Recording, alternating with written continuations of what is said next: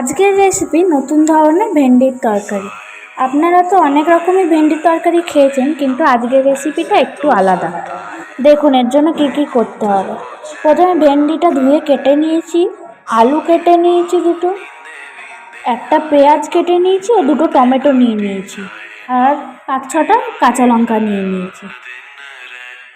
পেঁয়াজ, টমেটো ও লঙ্কাটা মিক্সিতে পেস্ট করে নেব। কড়াইতে তেল নিয়ে নিয়েছি এবং ওতে কালো জিরে দিয়ে দিয়েছি সামান্য একটু।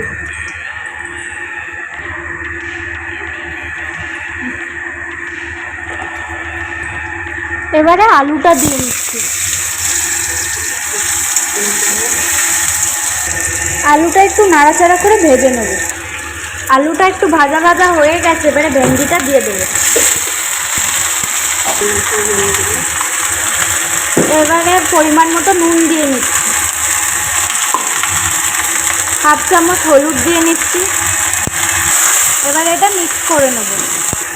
এবারে পেস্ট করা মশলাটা দিয়ে দেবো।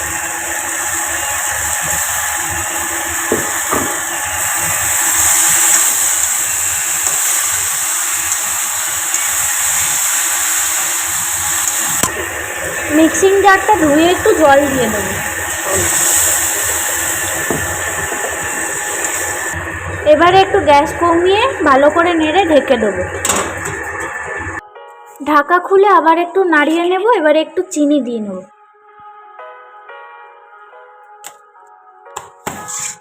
এবারে এটা 2-1 বার ঢাকা চাপা দিয়ে তারপর খুলে নাড়িয়ে নিতে হবে, তারপর এটা নামিয়ে নেব। এটা কষাতে কষাতে এরকম শুকিয়ে এসছে, তারপর নামিয়ে নিয়েছি। দেখুন দেখতে কত সুন্দর হয়েছে, এটা টেস্টও খুব সুন্দর হয়। যদি আপনাদের এই রেসিপিটি ভালো লেগে থাকে তবে একটি লাইক, কমেন্ট, শেয়ার এবং সাবস্ক্রাইব করে দেবেন চ্যানেলটি। ধন্যবাদ।